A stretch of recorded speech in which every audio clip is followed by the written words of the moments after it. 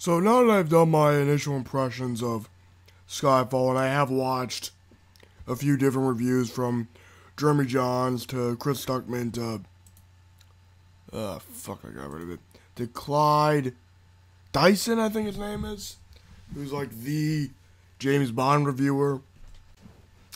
I think I've kind of come to terms with the fact that Spectre, while great in terms of bringing the old formula back with the new Craig era and meshing it together and hitting the puree button. And as a puree, it's pretty fucking great. But in retrospect, when I think of it more critically, I kind of was hoping for just a little bit more. Now, were my expectations just a little bit too high? Yes. I was expecting Spectre to be the Bond movie. I was expecting it to be better than Skyfall, better than Casino Royale, better than Honor Majesty's Secret Service, better than Goldfinger. And maybe that wasn't the right attitude to go with when I really think about it. Because this movie is really one hell of an action spectacle. It's stunning. It's beautiful. It's an amazing film to look at visually. The cinematography in this film is Oscar-worthy. So it's so weird when I say this, but Age of Ultron and Spectre have some of the best cinematography I've seen all year in the theater. I mean, these guys, I want Joss Whedon and Sam Mendes to do some movie together. Just have like a directorial, just co-direct a movie together.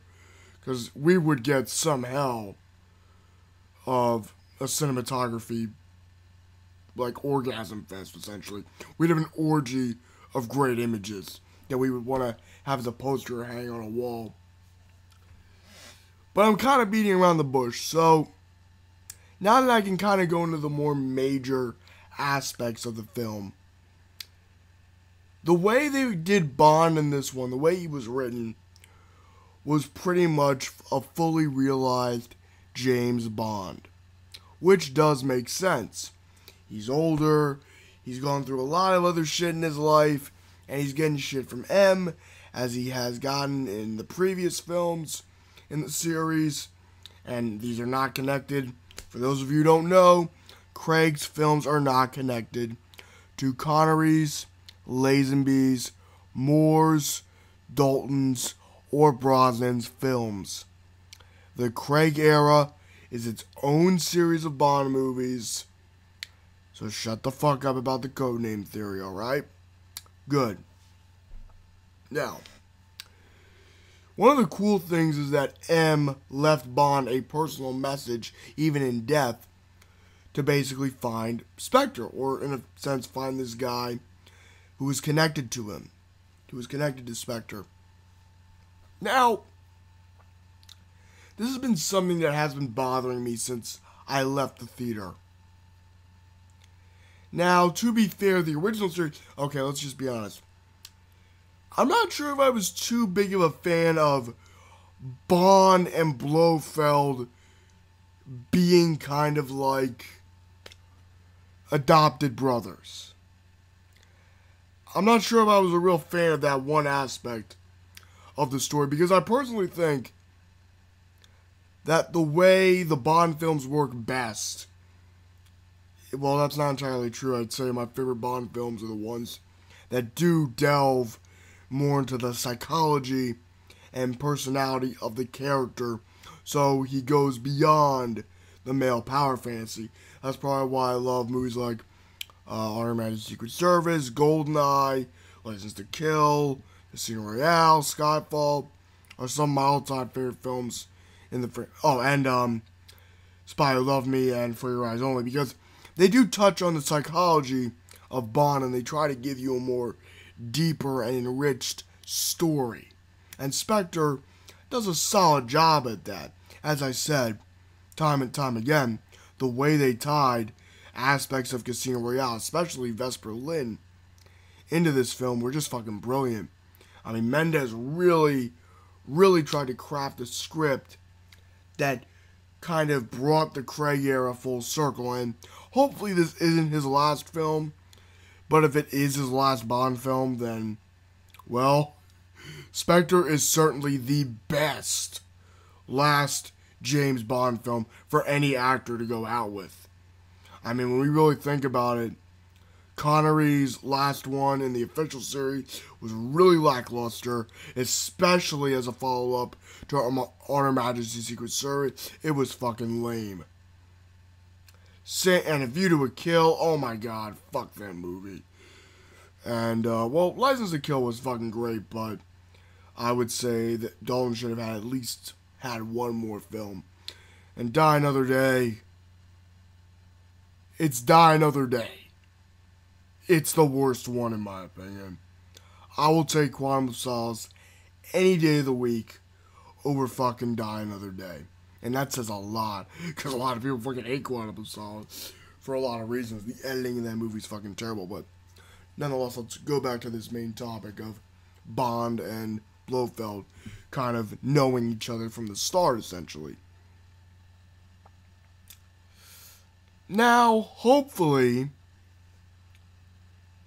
Mendes has one more film up his sleeve. And same with, hopefully Craig and Mendes have another film or two up their sleeve so they can kind of expand this Blofeld Spectre arc. Because I really think if this is the only time we're seeing Spectre be brought up in the Craig era, then that's just a waste, honestly. That would be completely stupid and foolish. Spectre is a key component for the Bond universe. Now, one of the things I would really find interesting is if they tried to take elements from On Her Majesty's Secret Service in the next movie and try to really give Bond and Blofeld this personal dive more into that. Because I think if they had, I just like to see Waltz and Craig go off each other, because the way those two acted, it was great. Their interactions on screen, you could buy that these guys had a similar history the way 006, also known as Alex Trevelyan, and Brosnan's Bond had in his first film. It was a really, really strong relationship. But with that in mind, it wasn't like it was Blofeld. I mean, Blofeld is the main villain in the Bond universe, so I completely understand where Mendes was coming from. Like saying, oh, he is the main villain, so let's kind of give these guys a kind of history from the start. Now, when we really analyze the original series, right, from Connery to Moore, right, we buy, Bond knows about Spectre through the film. Dr. No, he hears about it. From Rush with Love, he hears about it. Goldfinger, they kind of steer away from that a little bit, but then Thunderball, they recircle around that and just put that back in the forefront.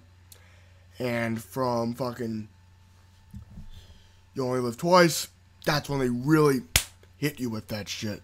They introduce Blofeld, they introduce number one, they show you who he is, they show you Spectre, and they just are like, let's go. Let's go right now. This is Blofeld. Donald Pleasance did one hell of a job. Then On Her Majesty's Secret Service.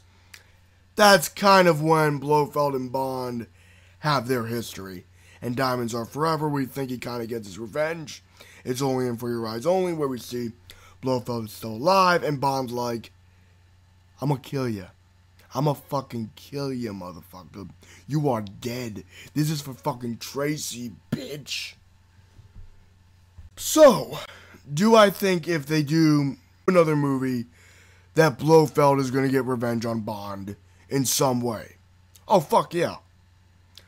As I said, it would be stupid of the Broccoli's to not do more with Spectre, especially considering the rights debacle that went on from the fucking... Let's think about this.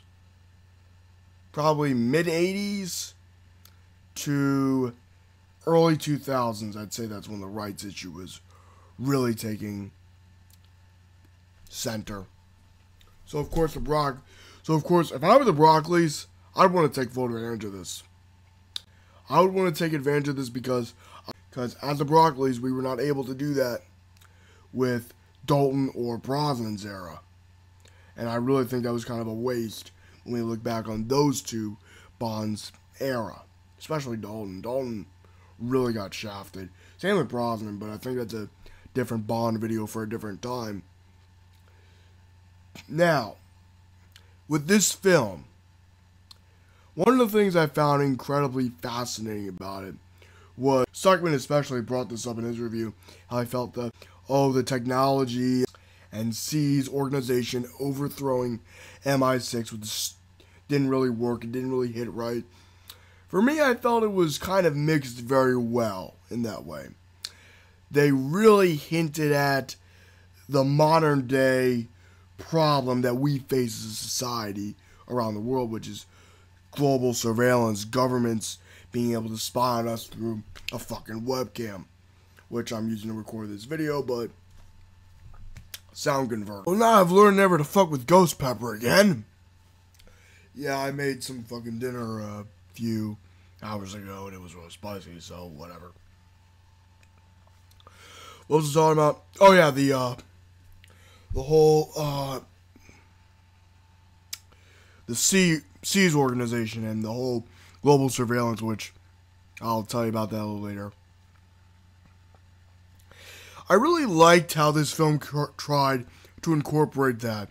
It really touched on how far the government goes and how bullshit the idea, oh, we're going to keep the people safe. And even M's like, no, this is wrong. This is beyond wrong. You can't just spy on people. There has to be some type of choice to make. Now, with Mission Impossible Rogue Nation coming out, does this kind of feel a bit rip-offy? Yeah, but I'd probably put that up to coincidence. Come on. Speculations, whatever. Point is, another thing that was really great about this film was kind of the last bit of it, where it kind of became a Bond meets Mission Impossible vibe in that way. It kind of focused on M, Moneypenny, Troughton, I think that's the character's name, and Q, all working together as a team. And that really, really was a fascinating thing to pull up. So going back to the whole team aspect, that was fucking brilliant.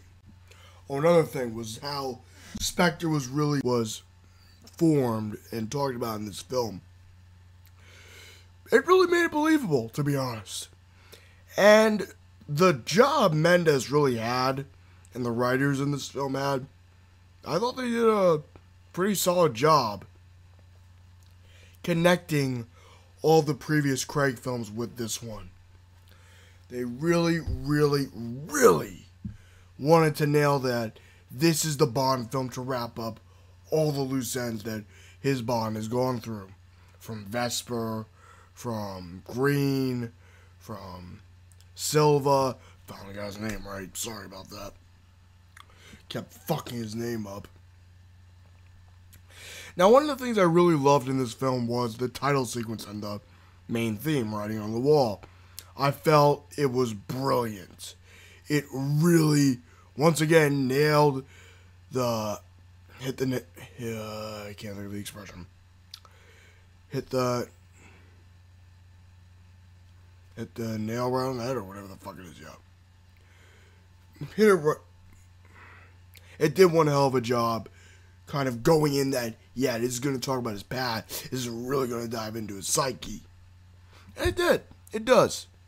It's not as deep as Skyfall, but to be fair, I think Skyfall was the perfect way to kind of finish off the psychological aspect of the character. And I still stand by what I say that this film was just the perfect way to kind of mix new Bond with old Bond. Now people say, oh, well, this is kind of bad because we really liked how different Craig's Bond was from the other Bonds. That he didn't rely on the cliches of the franchise. That he didn't rely on the formula. Now, I completely understand this. But I do kind of feel you gotta look at it from the perspective of the Bond fan base and Bond in general. This film was the perfect way to return to form. We had to have a return to form film at some point, I think, in this era. Because we were really, really doing a character study of Bond, which is a great character study. And the character study does continue in this film. But now it's kind of focused a little bit more on the spectacle than the psyche. Why? Because, well, we've had 3 films to develop the psyche of Bond, to learn about this Bond, to learn about the Bond Begins aspect of why he is, who he is, what makes Bond Bond, essentially. And the previous 3 films, even Quantum of Solace to an extent, did that pretty damn well. And Spectre does touch on a lot of aspects of this series. Now, this is probably going to be part 1. Part 2 will come later on, I think. So anyway, live long and prosper and have a nice day.